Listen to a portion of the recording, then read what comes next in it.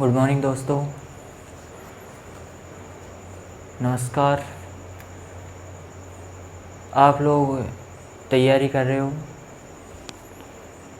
इसी के साथ हमारा जो एग्रीकल्चर का नया टॉपिक आया है आपका प्रतिकूल मौसम के प्रभाव।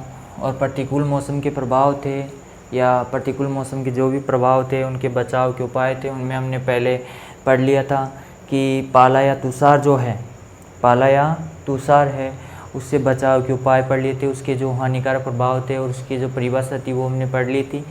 और इसके अंदर यदि हम बात करें तो अगला जो पॉइंट आता है आपका वो आता है, दूसरा जो पॉइंट है वो है गर्म हवाएं या लू कह सकते हो। इसको क्या कह सकते हो? लू कह सकते हो।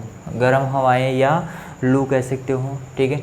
हॉट विंड्स क्या कह सकते हो? हॉट विंड कह सकते हो इसको, ठीक है।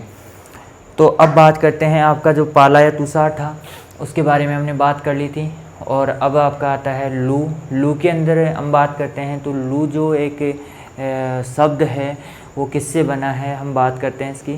देखो लू कैसे चलती है, कैसे कार्य करती है ये। जैसे जून का महीना होता है, कौन सा महीना होता है? जून का जो महीना होता है, उस महीने में क्या होता है आपके बहुत ज़्यादा गर्मी पड़ती है। क्या पड़ती है? गर्मी पड़ती है। और इस गर्मी के कारण क्या होता है कि आपके वायुमंडल में क्या हो जाती है, जो वायु दाब होता है, वायुमंडल में क्या होता है? वायु दाब होता है। और वायु दाब क्या करता है इसके अंदर, जैसे ही गर्म होता है, जैसे ही गर्म होती है हवाएं, तो ये क्या हो जाती है? हल्की हो जाती है। कैसी हो जाती है? हल्की हो जाती है। और हल्की जो भी चीज़ होती है वो क्या करती है? ऊपर चली जाती है। हल्की जो भी चीज़ होती है वो क्या करती है? ऊपर चली जाती है। यहाँ पर हल्की हवाएं ऊपर चली जाती है, नीचे का स्थान खाली हो जाता है। जो वायुमंडल है आपका, जैसे मान लो ये वायुमंडल है, इस तरफ देख लो, ये आपका कोई वायुमंडल है। इस वायुमंडल में क्या है? ये पृथ्वी की सतह है। जैसे मान लो ये पृथ्वी की सतह है, इस सतह के ऊपर यहाँ पर क्या हो रही है? ज़्यादा गर्मी। क्या पड़ रही है? ज़्यादा गर्मी पड़ रही है। ज़्यादा गर्मी पड़ रही है तो यहाँ की वायु क्या हो जाएगी? ऊपर चली जाएगी। ऊपर का मतलब ऊपर के वातावरण में यहाँ पर आ जाएगी, यहाँ पर स्थान खाली रह जाएगा। मान लो इधर ठंडे प्रदेश है, यहाँ पर ठंडे प्रदेश है। कौन से प्रदेश है? ठंडे प्रदेश। यहाँ पर वायु दाब ज़्यादा होता है तो ज़्यादा से कम की ओर गति करते हैं। क्या करते हैं? ज़्यादा से कम की ओर क्या करती है? हवाएं गति करती है। तो जब ये हवाएं चलती है तो ये भी कैसी हो जाती है? गर्म हो जाती है। कैसी हो जाती है?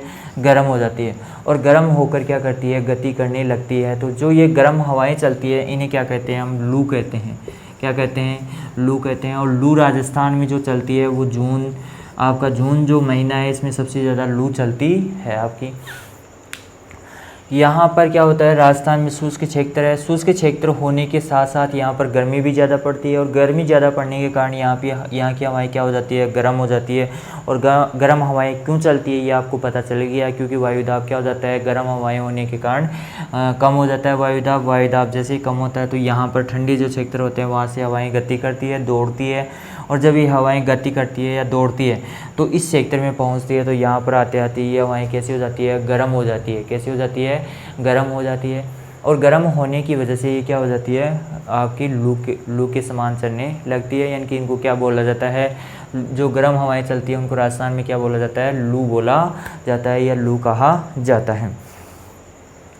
देखो आगे, अब हम बात करते हैं कि जो लू है वो कैसे चलती है, इसकी बात कर ही ली हमने। अब लू के प्रभाव देखते हैं। क्या देखते हैं? लू के प्रभाव देखते हैं। लू किस प्रकार आपके जो फसलें होती हैं उनको प्रभावित करती है। अब यहाँ पर आपकी फसलें उगी हुई है। क्या उगी हुई है? फसलें। इन फसलों के अंदर क्या है आपका? फसलें उगी हुई है। और ये फसलें क्या है आपकी? जैसे गेहूँ की है, जौ की है। होती है क्या फसलें? ये होती है क्या? बताओ। लू चलती है उस समय कौन सी फसलें होती है? बताओ जल्दी से। 1 मिनट है आपके पास, मैं इंक डाल रहा हूँ, तब तक आप बता सकते हो कमेंट करके हमें। कौन सी फसलें उगाई जाती है, लू चलती है उस समय? ये क्वेश्चन जो बताएगा उसका नाम यहाँ पर लिया जाएगा। मैं इंक डाल रहा हूँ, तब तक आप नाम बता सकते हो।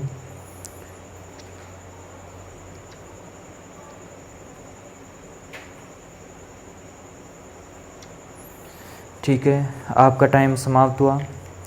देखो लू चलती है उस समय कौन सी फसलें बोई जाती है ये पता ही है आपको। जैसे ये कौन सी जायद की है, तो आपकी कद्दू वर्गीय जो फसलें होती है, कद्दू वर्गीय जो फसलें होती है वो उगाई जाती है इस समय, क्योंकि जायद की फसल ली जाती है इस समय। ठीक है, देखो यहाँ पर जो फसलें होती है जब लू चलती है तो क्या होता है, यहाँ पर इस सेक्टर से वातावरण में नमी होती है वो क्या हो जाती है, गायब हो जाती है। क्यों हो जाती है, क्योंकि पत्तियों के ऊपर जो सतह के ऊपर जल होता है जो लू के कारण क्या हो जाता है, वाष्पित हो जाता है, और हवाएं लगातार चलती रहती है, इसलिए जो वाष्पित जल होता है वो बहकर क्या होता है, आगे निकल जाता है, और वाष्पित होकर आगे निकल जाता है। इसके बाद में पौधों में क्या हो जाएगी, पानी की कमी हो जाएगी, यानी कि जल की कमी हो जाएगी। किसकी कमी, जल की कमी हो जाएगी, और जल की कमी होने के कारण पौधे क्या हो जाएंगे, झुलस जाएंगे। कुछ क्षेत्र ऐसे होते हैं जहाँ पर बहुत ज़्यादा क्या होती है, पानी की कमी होती है, पहले से पानी की कमी होती है, और उन क्षेत्रों में यदि लू चलती है, क्या चलती है, लू चलती है, तो पौधे क्या हो जाते हैं, नष्ट हो जाते हैं। पौधे क्या हो जाते हैं, नष्ट हो जाते हैं। कैसे हो जाते हैं रे पौधे नष्ट हो जाते हैं। किन क्षेत्रों में, जहाँ पर पानी की बहुत ज़्यादा क्या होती है, कमी होती है, उन क्षेत्रों में क्या हो जाता है, आपके पौधे नष्ट हो जाते हैं। किसके कारण, लू के कारण। अब जो लू होती है वो सबसे ज़्यादा छोटे पौधों को क्या करती है, प्रभावित करती है। छोटे पौधों को क्या करती है, प्रभावित करती है। कौन से पौधों को प्रभावित करती है, छोटे पौधे। छोटे पौधे लू के कारण क्या हो जाते हैं, नष्ट हो जाते हैं। अब यहाँ पर बात कर रहे हैं कि लू के कारण क्या क्या हानि होती है, वाष्पीकरण दर ज़्यादा हो जाती है, या वाष्पोत्सर्जन दर क्या हो जाती है, ज़्यादा हो जाती है। क्यों हो जाती है, क्योंकि लू चलती है जिसके कारण हवाएं जल्दी जल्दी वाष्पित जल को क्या कर देती है, हटा देती है सतह से। तो पत्ती अपनी सतह पर नमी बनाए रखने के लिए जल्दी जल्दी वाष्पीकरण की दर बढ़ाएगी, जिससे वाष्पोत्सर्जन ज़्यादा होगा। वाष्पोत्सर्जन ज़्यादा होगा तो आपका क्या होता है, इसके अंदर प्रकाश संचरण की दर भी बढ़ेगी, और इस वजह से पानी की धीरे धीरे क्या हो जाती है, पौधे में कमी हो जाती है। और जैसे ही पौधे में पानी की कमी होती है तो पौधा क्या हो जाता है, आपका मुरझा जाता है और नष्ट होने लगता है। ठीक है, तो इस प्रकार छोटे पौधों में क्या होता है, ये सबसे ज़्यादा हानि पहुंचाती है। इस प्रकार पौधे जहाँ पर पानी की बहुत ज़्यादा कमी होती है वहाँ पर पौधे क्या हो जाते हैं, नष्ट हो जाते हैं। और गर्म हवाओं के कारण आपके फल फूल झड़ जाते हैं। क्या होते हैं, फल फूल जो होते हैं वो क्या हो जाते हैं, फल व फूल क्या होते हैं, आपके झड़ने लगते हैं, क्योंकि गर्म हवाएं चलती है तो उससे क्या हो जाते हैं, फल फूल झड़ जाते हैं। इस प्रकार भी क्या होता है, आपको आर्थिक हानि का सामना करना पड़ता है, क्योंकि आपके फल और फूल कच्ची अवस्था में झड़ जाते हैं तो आपको क्या हो जाता है, आर्थिक नुकसान ज़्यादा होता है।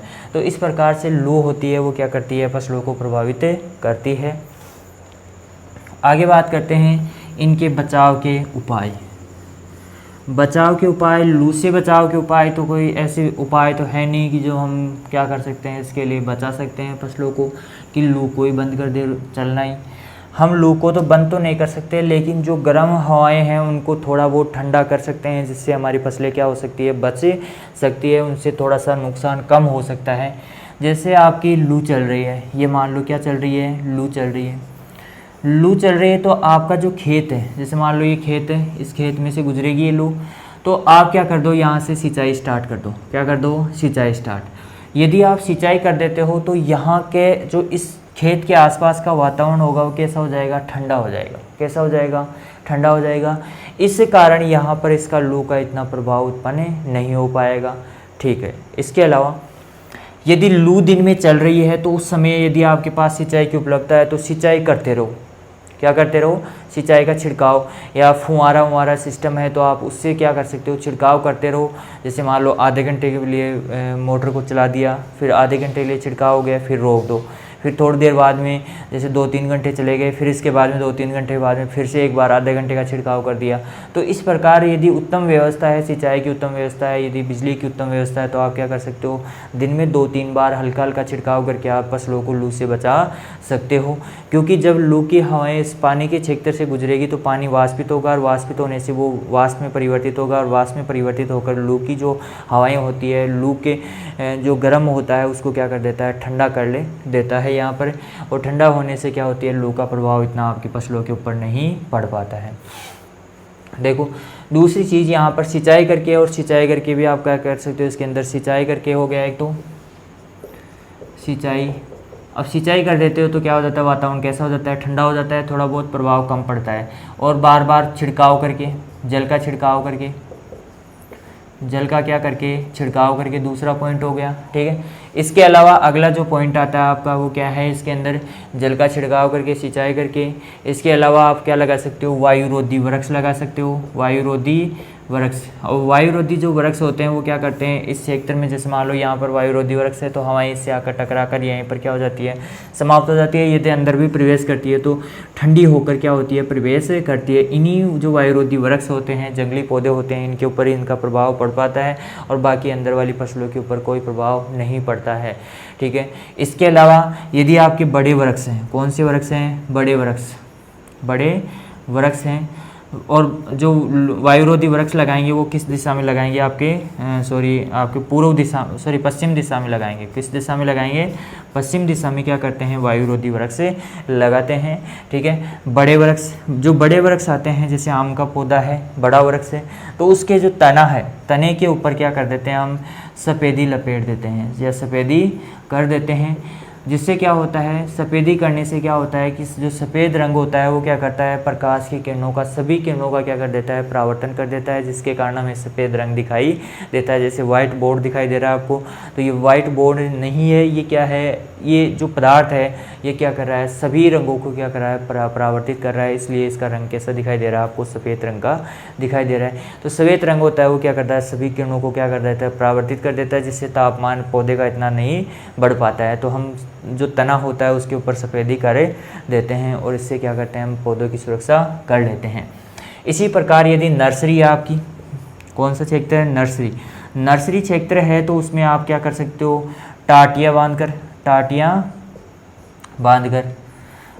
बांधकर या फिर आप जो भी है आपके पास साधन है उनका प्रयोग करके क्या कर सकते हो, इसके अंदर टाटियाँ बांधकर, या आपके पास जो भी यंत्र है, साधन है, उनके द्वारा आप क्या कर सकते हो, इसके अंदर नर्सरी क्षेत्र में आप क्या कर सकते हो, इसकी टाटियाँ बांधकर लू से बचाव कर सकते हो फसलों का, ठीक है। इसी प्रकार नर्सरी क्षेत्र है तो आप बार बार सिंचाई करके भी क्या कर सकते हो, छोटे पौधों की सुरक्षा कर सकते हो। तो इस प्रकार से आप लू से, गर्म हवाओं से क्या कर सकते हो, फसलों को बचा सकते हो। यह आपका लू या सबसे खतरनाक जो चीज़ थी आपकी गर्म हवाएं थी, उनसे बचाव के उपाय हो गए हैं आपके, कंप्लीट हो गए। कौन कौन से, सिंचाई करके आप कर सकते हो, जल का छिड़काव करके, वायुरोधी वृक्ष लगाकर, बड़े वृक्ष लगाकर, बड़े वृक्षों के तने के ऊपर सफ़ेदी लपेटकर, और नर्सरी क्षेत्र में टाटियाँ बांधकर क्या कर सकते हो, आप लू से सुरक्षा कर सकते हो। इसके बाद में आता है आपका जो अगला पॉइंट है या प्रतिकूल मौसम जो अगला है वो है आपका आंधी तूफान। क्या है, आंधी तूफान, या फिर इससे पहले हम पढ़ लेते हैं आपका, आंधी तूफान से पहले अतिवृष्टि पढ़ लेते हैं, ठीक है। जो तीसरा पॉइंट है आपका अतिवृष्टि। अतिवृष्टि, देखो अतिवृष्टि के बचाव के कोई उपाय नहीं है, या हम कह सकते हैं कि इसके बचाव के उपाय कर सकते हैं थोड़े बहुत। देखो अतिवृष्टि, पहले बात तो कहते किसे हैं, अतिवृष्टि जो होती है वो एक हम कह सकते हैं कि औसत जो वर्षा होती है, औसत वर्षा होती है उससे बहुत ज़्यादा वर्षा होना, औसत वर्षा से बहुत ज़्यादा वर्षा होना क्या कहलाता है, आपका अतिवृष्टि कहलाता है। क्या कहलाता है, अतिवृष्टि कहलाता है। और अतिवृष्टि के कारण क्या हो जाता है कि खेतों में लगातार पानी भरा रहता है। क्या होता है, पानी भरा रहता है, और पानी भरने से क्या होता है, रोग और कीटों का प्रकोप बढ़ जाता है। किसका प्रकोप बढ़ जाता है, रोग व कीटों का प्रकोप बढ़ जाता है। रोग और कीटों का प्रकोप बढ़ जाता है तथा जलाक्रांति उत्पन्न हो जाती है, जलाक्रांति उत्पन्न होती है। जलाक्रांति के कारण क्या होते हैं, पौधे आसानी से जल ग्रहण नहीं कर पाते हैं, पोषक तत्व ग्रहण नहीं कर पाते हैं, जिससे पौधों में लगातार पोषक तत्व और जल की कमी के कारण पौधे वैसे भी नष्ट हो जाते हैं। तथा रोग और कीटों के साथ साथ आपके, जैसे मान लो आपके रोग और कीट कैसे बढ़ेंगे, तने के पास पानी भरा रहेगा, वहाँ पर कवक उत्पन्न हो जाएगी, कवक उत्पन्न होगी तो कवक उत्पन्न होकर क्या कर देगी, तने को सड़ा देगी, और तने को सड़ा कर क्या कर देगी, नष्ट कर देगी। इसी प्रकार यदि नमी ज़्यादा रहती है, वातावरण में नमी ज़्यादा रहती है, तो वहाँ पर कीट पतंगों का प्रकोप ज़्यादा होता है, जिसके कारण फसलों को अत्यधिक हानि हो सकती है। जलाक्रांति के कारण पोषक तत्व ग्रहण नहीं कर पाते हैं पौधे, और पोषक तत्व ग्रहण नहीं कर पाते हैं तो पौधे वैसे भी क्या हो जाते हैं, कमज़ोर हो जाते हैं। अब देखो ये तो क्या हो गए, इसके प्रभाव हो गए।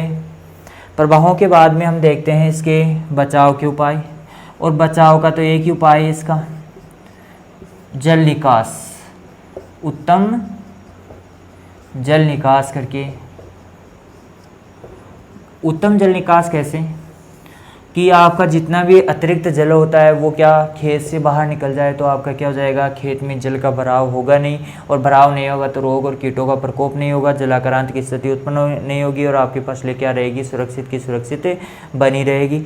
ठीक है, तो इस प्रकार से आप क्या कर सकते हो, जो अतिवृष्टि है उससे बचाव कर सकते हो। ठीक है, इसके बाद में जो अगला पॉइंट आता है आपका अनावृष्टि। कौन सा है, अनावृष्टि। कौन सा पॉइंट है आपका, अनावृष्टि।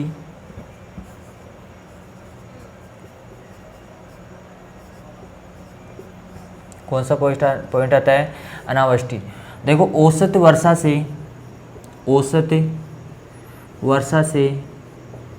बहुत कम वर्षा होना या वर्षा का न होना, यानी कि हम कह सकते हैं कि यहाँ पर वर्षा जो होगी वो मामूली सी वर्षा होगी। क्या होगी, मामूली सी वर्षा होगी, यानी कि औसत वर्षा से बहुत कम वर्षा होना या वर्षा का न होना क्या कहलाता है, अनावृष्टि कहलाता है। वृष्टि कहलाता है। क्या कहलाता है, अनावृष्टि कहलाता है। यहाँ पर हम बात करें कि अनावृष्टि किसे कहते हैं, औसत वर्षा से बहुत कम वर्षा या वर्षा का न होना अनावृष्टि कहलाता है। या देखो अतिवृष्टि क्या है, औसत वर्षा से बहुत ज़्यादा अधिक मात्रा में वर्षा होना या बहुत ज़्यादा अधिक मात्रा में क्या होना, बरसात का होना क्या कहलाता है, अतिवृष्टि कहलाता है। और अनावृष्टि क्या है, यहाँ पर औसत वर्षा से बहुत कम वर्षा या वर्षा का न होना क्या कहलाता है, अनावृष्टि कहलाता है। यहाँ पर इसके प्रभाव की बात करें तो जो आपके लू में प्रभाव होते हैं उससे भी ज़्यादा भयंकर प्रभाव उत्पन्न होते हैं। अनावृष्टि के कारण फसलें क्या हो जाती है, बर्बाद हो जाती है। कैसे फसलें बर्बाद हो जाती है या नष्ट हो जाती है, क्या हो जाती है, नष्ट हो जाती है फसलें। कैसे, जिन क्षेत्रों में सिंचाई जल की उपलब्धता बहुत कम होती है, किसकी कम होती है, सिंचाई जल की उपलब्धता बहुत कम होती है, बहुत कम या न्यून होती है, तो उन क्षेत्रों में क्या होता है, अनावृष्टि के कारण क्या हो जाती है, पूरी फसलें क्या हो जाती है, नष्ट हो जाती है। फसलें क्या हो जाती है, नष्ट हो जाती है। ठीक है, और आपको पता है कि जो खेती होती है तो ये क्या होता है, एक मौसम का जुआ होता है। क्या होता है, मौसम का जुआ। मौसम चाहे तो इसे क्या कर सकता है, आपकी फसल को बहुत अच्छी पैदावार दे सकता है आपको, और मौसम चाहे तो आपकी फसलों को क्या कर सकता है, संपूर्ण रूप से बर्बाद कर सकता है। जैसे मान लो किसान क्या करता है, जुआ खेलता है, सिंचाई आपकी फसल बोता है, बोने के बाद में उसमें खाद उर्वरक खरपतवारनाशी नियंत्रण करता है, खरपतवार को नियंत्रण करता है। इसके बाद में देखभाल करता है, सिंचाई करता है लगातार, और दिन रात उसमें मेहनत करके क्या करता है, उसको बड़ा करता है, पाल पोस कर बड़ा करता है। और मान लो पकाव के समय क्या हो जाए, ओलावृष्टि हो जाए। क्या हो जाए, ओलावृष्टि। और ओलावृष्टि हो जाएगी तो आपका पूरी फसल क्या हो जाएगी, बर्बाद हो जाएगी, और यहाँ पर पूरी फसल नष्ट हो जाएगी। तो इस प्रकार से उसको क्या हो गया, बहुत ज़्यादा हानि हुई, क्योंकि उसने जो भी खर्चा किया था वो भी गया, और इसके अलावा आपकी जो फसल की इतनी दिनों की मेहनत थी वो भी क्या हो गई, पूरी बर्बाद हो गई, उसको उत्पादन बिल्कुल भी नहीं प्राप्त हुआ। तो एक प्रकार का जुआ होता है। तो यहाँ पर प्रभाव क्या है, फसल पूरी नष्ट हो जाएगी। इसके अलावा अनावृष्टि के कारण क्या हो जाएगी, आपकी फसलें तो बर्बाद होगी और अकाल का सामना करने पड़ेगा। अकाल पड़ेगा, क्या पड़ेगा, अकाल पड़ेगा। ठीक है, तो इस प्रकार से क्या होता है कि अनावृष्टि के कारण इसके बचाव के कोई उपाय नहीं है। यदि सिंचाई है आपके पास, क्या है, सिंचाई, तो आप क्या कर सकते हो, सिंचाई कर सकते हो फसलों में। क्या कर सकते हो, सिंचाई करके फसलों को जीवित रख सकते हो। इससे बचाव के उपाय केवल यही है। ठीक है, क्योंकि आपको पता है कि मौसम जो परिवर्तित होता है या मौसम बदलता है तो उसके बचाव के उपाय कोई नहीं कर सकता, लेकिन हम थोड़ी बहुत सावधानी अपना सकते हैं इसके अंदर। ठीक है, आपका अनावृष्टि हो गया। अनावृष्टि के बाद में आता है आपका 5वां पॉइंट, ओलावृष्टि। ओलावृष्टि भी क्या ऐसे चलती रहती है या साल भर, ये भी एक मौसम के अनुसार ही है, थोड़ा सा बदलता है, उसमें ओलावृष्टि हो जाती है, उसके बाद में वापस समाप्त हो जाता है। तो ओलावृष्टि के कारण मान लो पानी की जगह, वर्षा में पानी की जगह क्या हो आपका, बर्फ़ के टुकड़े, बर्फ़ के टुकड़े, यानी कि कहने का मतलब इसके जो ग्रीष्म काल में क्या होता है, ग्रीष्म काल में क्या होता है, आंधी तूफान चलते हैं, तो आपके जो पानी होता है वो अचानक से क्या हो जाए, ऊपर की तरफ चढ़ जाता है, जो जलवाष्प होती है वो ऊपर की तरफ चढ़ जाए, और उस ऊपर की तरफ जाने पर क्या होता है, तापमान कम होता है, तो वहाँ पर तापमान कम होने के कारण वो क्या हो जाता है, पानी बर्फ़ में बदल जाता है, और बर्फ़ भारी होने के कारण क्या हो जाता है, नीचे आती है, और बर्फ़ के यदि बड़े टुकड़े आ जाते हैं तो आपकी फसलें क्या हो जाती है, संपूर्ण रूप से नष्ट हो जाती है। तो इस प्रकार से क्या होता है, ओलावृष्टि, यानी कि पानी का बर्फ़ के रूप में गिरना क्या कहलाता है, ओलावृष्टि कहलाता है। क्या कहलाता है, ओलावृष्टि कहलाता है। और जब ये फसलें के ऊपर गिरती है, आपकी जो भी खेत होता है उसके ऊपर गिरती है, तो ये क्या हो जाता है, इसके अंदर आपका पूरी फसलें क्या हो जाती है, बर्बाद हो जाती है। इसके कोई बचाव के उपाय नहीं है, इसके कोई बचाव के उपाय नहीं है। यदि आप टिन सेट भी लगाओगे ना, वो भी क्या हो जाएंगे, इसके सामने टूट जाते हैं, तो इसके बचाव के उपाय कोई नहीं है। हम क्या कर सकते हैं, केवल भगवान से दुआ कर सकते हैं इसके लिए। अगला है छठा पॉइंट। छठा पॉइंट आ जाता है, देखो, गर्म हवाएं, लू हो गई, अतिवृष्टि हो गई, अनावृष्टि हो गई, ओलावृष्टि हो गई। इसके बाद में आपका जो अगला पॉइंट है वो है, देखो, गर्म हवाएं, अतिवृष्टि हो गई, अनावृष्टि हो गई, लू हो गई, और आपका क्या हो गया, ओलावृष्टि हो गया। इसके बाद में और क्या रह गया आपका, यदि हम बात करें तो इसके अंदर और क्या रह गया, इसका गर्म हवाएं रह गई, अतिवृष्टि हो गया, अनावृष्टि हो गया, ओलावृष्टि हो गया, ठीक है, और तो सारे कंप्लीट हो गए। अब देखो, आपके जो प्रतिकूल मौसम थे, क्या थे, प्रतिकूल मौसम, उसके प्रतिकूल मौसम सारे कंप्लीट हो गए हैं। अब हम अगले वीडियो में आपके सामने अगला जो टॉपिक है आपका उसको लेकर आएंगे। अगला जो टॉपिक है उसके बारे में हम चर्चा करेंगे। देखो, हमारा सबसे पहले आपका पहला पॉइंट था आपका पाला या तुषार। तो देखो, एक बार इसको रिपीट कर लेते हैं हम, ठीक है। देखो, पाला या तुषार है, सबसे पहले पाला या तुषार। पाला या जो तुषार होता है उसके अंदर हम बात करते हैं कि पाला या तुषार है, ये ठंडी हवाएं चलने के कारण क्या हो जाता है, जल बर्फ़ में परिवर्तित हो जाता है, जिसके कारण आयतन बढ़ता है, आयतन के कारण कोशिकाएं फट जाती है, कोशिकाएं मर जाती है। इसके बाद में हम बात करते हैं कि जो गर्म हवाएं हैं, गर्म हवाएं उन्हें क्या बोलते हैं, लू बोलते हैं। और लू जो होती है वो क्या करती है, ग्रीष्म काल में जून के महीने में चलती है। इसके बाद में अतिवृष्टि, इसके बाद में आ जाता है आपका अनावृष्टि, अनावृष्टि के बाद में ओलावृष्टि। ये क्या है, प्रतिकूल मौसम के प्रभाव होते हैं। ये क्या होते हैं, प्रतिकूल मौसम होता है, और प्रतिकूल मौसम के क्या हैं, ये प्रभाव हैं, ठीक है। और प्रतिकूल मौसम क्या होता है, हर समय हर मिनट में क्या होता है, आपका मौसम जो होता है बदलता रहता है। तो इस प्रकार से हम क्या कर सकते हैं, प्रतिकूल मौसम के खिलाफ जो भी असुविधाएं उत्पन्न होती हैं उनसे बचाव किया जा सकता है, ठीक है। अब हम अगले क्लास में बात करते हैं, आपके अगले वीडियो में हम चर्चा करते हैं, ठीक है। धन्यवाद।